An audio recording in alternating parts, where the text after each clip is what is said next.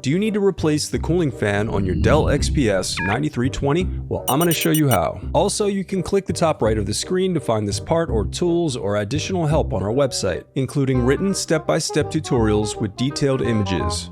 Now that that's out of the way, let's jump into it. First, unscrew the bottom base cover.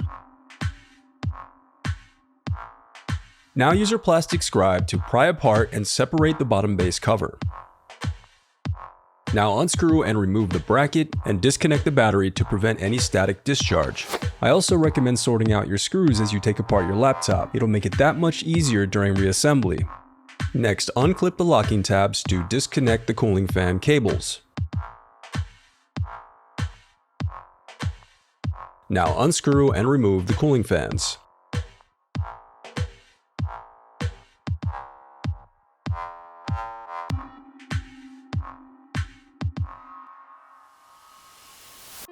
The reassembly of your laptop is as simple as following your steps in reverse.